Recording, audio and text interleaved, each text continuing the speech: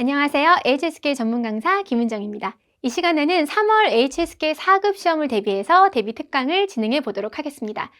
자, 저희가 대비 특강을 진행을 할 때 보통 이제 중요한 핵심 전략을 얘기하고 문제를 풀었었는데요.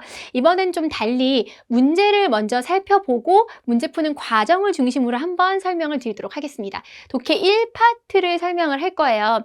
독해 1부분 같은 경우에는 사실상 HSK 3급 때도 이제 유사한 부분들이 있지만 4급, 5급, 6급까지 다 끌고 가는 가장 기본이 되는 파트이기 때문에 그 어느 때보다도 조금 신경 쓰면서 꼼꼼하게 좀 공부를 하셨으면 좋겠다는 생각이 있습니다. 자, 수업 진행에 대해서 좀 살펴볼게요. 오늘의 문제를 먼저 볼 거예요. 그러니까 이게 시험에 되게 나올 것 같은 적중 문제 하나를 저희가 딱 볼 거고요. 그래서 이 문제를 어떻게 푸는지 과정을 좀 설명을 드릴까 합니다. 아무래도 이 문제 핵심 포인트가 뭐고 전략이 뭐고 이렇게 설명하는 것들은 그간 굉장히 많이 이루어진 방법이고요. 시험이 다가올수록 사실상은 실전적으로 내가 문제를 봤을 때 문제를 어떻게 풀어나가는지가 중요한 거거든요. 이 문제 보자마자 이게 이거구나, 이 유형에 대한 문제지라고 떠올리는 학생들은 많지 않아요. 강사분들은 다 떠올리면서 얘기를 해주지만 사실 진짜 시험 보는 사람 입장에선 시험 현장에서 딱 문제 보고 있으면 이거 어떻게 풀지? 라고 생각하기 쉽단 말이에요. 같이 한번 문제를 푸는 과정을 좀 살펴보도록 할게요. 이렇게 풀자, 어떻게 풀어나가는지, 어떠한 순서대로 이거 먼저 보고 그 다음에 이렇게 하고 그 다음에 이렇게 하세요 라는 풀이 순서를 한번 체크해 보도록 할 거고요. 마지막에 이제 한꺼번에 정리를 하는 거죠. 도대체 출제 의도가 뭐고 이러한 문제를 풀 때 핵심 전략이 뭔지를 확인하면서 가보도록 하겠습니다. 오늘의 적중 문제 이제 유형을 좀 볼게요. 그러니까 아무래도 우리가 문제를 딱 봤을 때 독해 일부분은 제시되어 있는 보기를 적절하게 문제에다가 매칭을 시키는 거구나라는 게 유형이죠. 독해 일부분의 유형은 이렇게 진행이 돼요. 그래서 A, B, C, D, E의 5개의 이 보기가 각각 적절하게 들어가야 된대요. 그럼 저희가 이렇게 딱 봤을 때 그럼 이제 이거 어떻게 풀지? 뭐부터 봐야 되지? 어떻게 접근해야 되지? 라는 순서를 좀 확인을 해보도록 할게요. 자, 보시면 일단은 보일 거예요. 뭐 이게 야오칭이 있고 원노안이 있고 완추엔이 있고 정시가 있고 따오디가 있고 그리고 이제 문제가 이렇게 정리돼 있네. 그럼 이제 내가 이렇게 보는 거지. 스텝 1. 제시된 보기의 품사와 뜻을 먼저 살펴보셔야 돼요. 이제 박스에 A, B, C, D가 있잖아요. 그럼 이제 하나씩 보는 거죠. 순서를. 걔부터 먼저 봐야 되는 거예요. 보시면 야오칭의 품사 먼저 보셔야 돼요.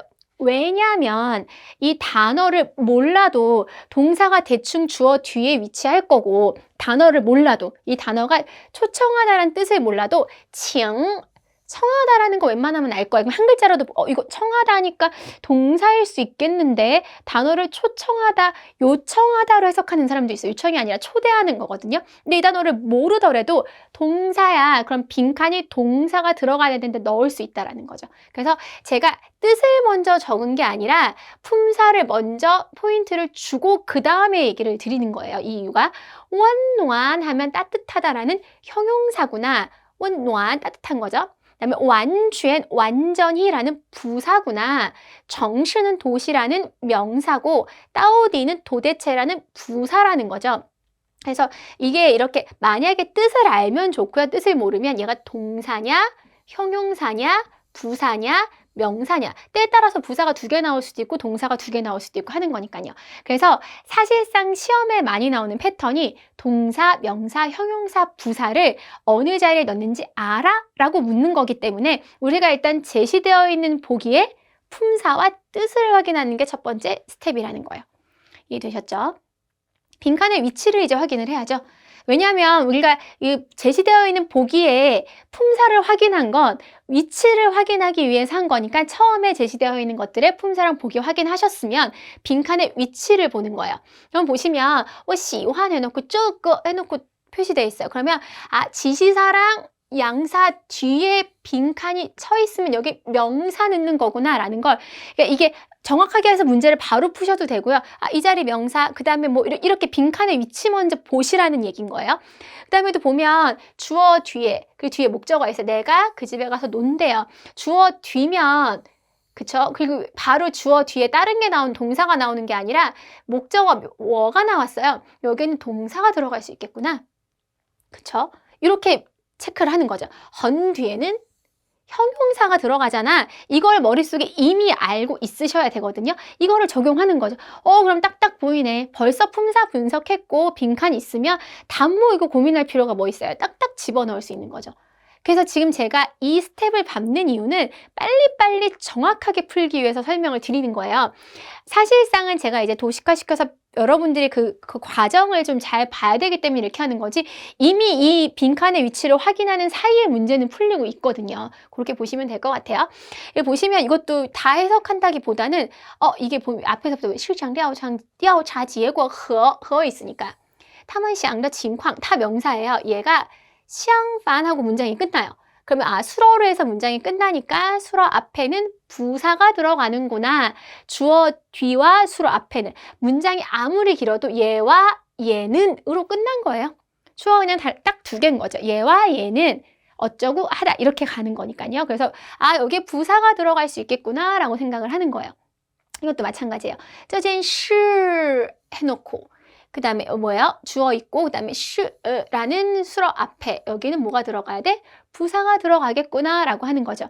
사실 지금 이제부터 제가 꼼꼼하게 해석해드리면서 하나하나씩 늘 거지만 이게 볼 때에 우리가 내가 순서는 보기 먼저 보고 품사랑 뜻 생각하고 빈칸의 위치를 파악하고 이 해석이 아니라 빈칸이 이 자리에 있기 때문에 이 자리에 뭐가 들어가지? 이 자리에 있기 때문에 이 자리에 뭐가 들어가지를 생각하면서 보셔야 된다라는 걸 강조드린 거예요.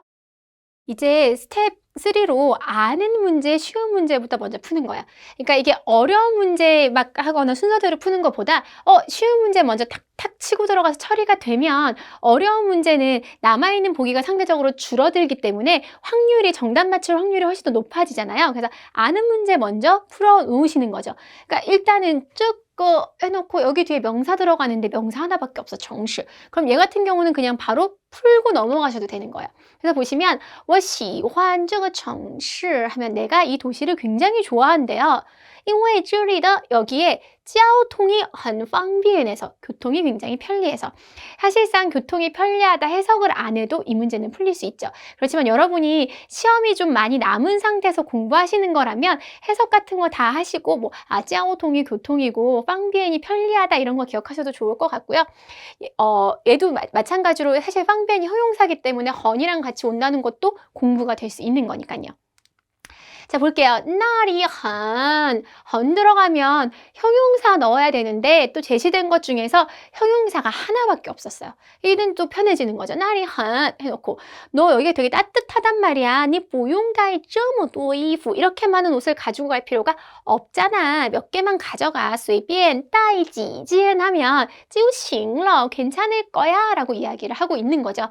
보시면 사실상은带这么多衣服随便 이런 단어들도 기억하는 것도 물론 중요하지만 한 다음에 형용사 이렇게 하면 머릿속에 탁 넣어서 조금 더 접근이 쉬워지는 거죠. 아는 문제를 풀 경우에는. 여기도 보시면 주어가 있는데 뭐가 있어요? 목적어가 있는 거예요. 바로 뒤에. 그럼 동사가 들어가는 거죠. 야오칭은 아까도 설명드렸다시피 초청하다라는 동사라면 목적어는 사람이 올 수밖에 없어요. 왜냐면 목적어라는 것이 을이거든요. 뭐를? 밥을. 그럼 밥이 목적어가 돼요. 초청해. 그러면 사물을 초청할 수는 없잖아요. 그래서 사람 목적어를 받는 거라서 야오칭을 쓰는 거죠. 그래서 금요일 날에 샤오왕이 나를 걔네 집에 초대를 했다라는 얘기를 하는 거거든요. 그러면 여기서는 내가 동사 자리에 동사를 넣어야겠다라고 생각을 하실 수가 있는 거예요. 자, 쉬운 문제를 처리를 했어요. 우리가 제시되어 있는 보기 분석했죠. 그리고 난 다음에 빈칸의 위치를 통해서 탁탁 쉬운 문제 위주로 넣었는데 이제 분명히 마지막에 한두 개가 헷갈릴 거예요. 그래서 이거 두 개가 헷갈리겠죠. 하나씩 넣으면 이제 남는 게 두 개니까 그럼 나 이거 어떻게 하지? 라고 할 때 이제 그때 되면 두 개 갖다 고민하면 되잖아요. 난이도 높은 문제 처리합니다. 자, 보시면 市场调查结果和他们想的情况 하면 시장 조사 결과와 그가 생각했던 것이 상반된대요. 그럼 이제 완주엔이라는 부사가 들어갈 수 있어요. A和B에 놓고 관계성을 얘기하거든요. 서로 반대야. 그러면 보통은 다르거나 아예 완전히 똑같거나. 그죠? 뭐 조금 상반돼 아니면 매우 상반돼 이런 표현은 중국에서 흔히 쓰는 표현은 아니거든요. 완전히 상반돼 아니면 상반되지 않아 이렇게 기아니면 뭐 맞다 이렇게 이런 식으로 가는 거라서 틀리다 이런 식으로 가는 거라서요. 근데 이거는 관용어로 기억하시면 돼. A 和 B 完全相反 이렇게 보시면 돼요.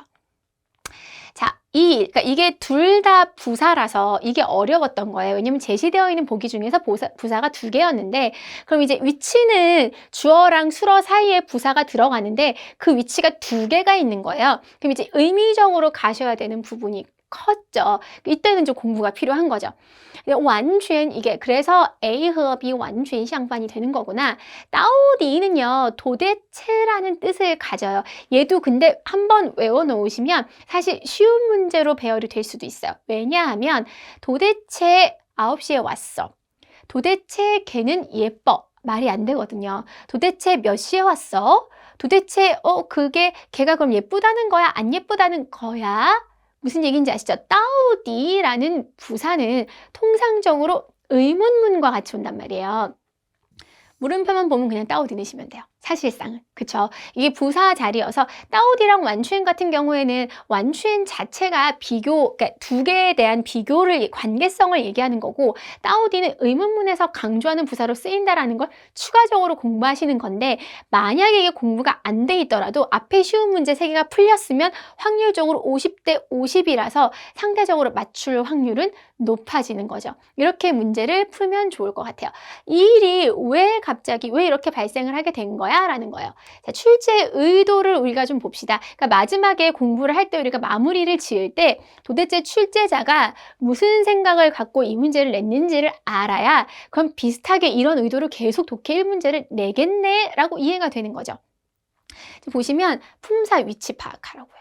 명사가 어느 자리에 들어가고 동사가 어느 자리에 들어가고 사실 중국어가 이제 아무래도 한자다 보니까 고어나 뭐 시조처럼 단어 그냥 이렇게 한자 그냥 이렇게 두면 사람들이 대충 뜻을 보고 이해하겠지가 아니에요. 사실은 말이잖아요. 그럼 정확하게 이 단어는 이 위치에 들어가야지 맞는 거야. 이 단어는 이 위치에 들어가야 맞는 거야 라는 위치가 있단 말이에요. 그거를 이해하는지에 대해서 묻는 게 출제 의도인 거죠. 핵심 전략입니다. 여러 번 얘기해도 부족함이 없을 아이들이죠. 무조건 기억하셔야 됩니다. 동사, 주어, 뒤, 명사, 양사 쭉 거 뒤에 넣었잖아요. 더 뒤에 명사 오는 것들은 사실 제가 쓰기 파트에서도 여러 번 설명을 드렸던 거예요. 부사, 주어, 뒤, 동사, 앞. 형용사 非常很 타이 같은 정도부사 뒤에 넣는다 라고 머릿속에 집어 넣으시면 사실상은 4급 정도에서 독해 일부분은 어렵지 않게 푸실 수 있어요. 그러니까 내가 보기에서 모르는 단어가 나온다고 해도 긴장하지 마시고 품사적으로 접근을 하셔야 되고요. 그 다음에 이제 쉬운 문제 먼저 풀어 나가면 그럼 나중에 어려운 문제 같은 경우는 맞출 확률이 조금 더 높아지게끔 공략을 하시면서 공부를 하셔야 된다는 거예요. 누누이 말씀드리지만 내신처럼 이론 공부하고 문제 푸는 걸로는 사실 부족합니다. 문제 푸는 과정에 대한 이해가 있어야지 정확하고 빠르게 문제를 풀 수 있는 거예요. 아무래도 독해는 4급부터는 아무래도 시간에 대한 생각이 압박을 느끼셔야 돼요. 독해는 이제 시간이 부족할 수 있으니까 빠르고 정확하게 푸는 게 중요하기 때문에 이 문제 푸는 과정에 대해서 생각을 하시면서 공부를 하시면 조금 더 좋은 성적을 거두실 수 있을 거라는 생각이 들고요. 오늘 배웠던 독해 일부분 내용 굉장히 중요합니다. 이 부분들 다시 한번 복습 정리하시고 시험에서 좋은 성적 거두시길 바라면서요. 이 시간 수업 여기서 마무리 짓도록 할게요.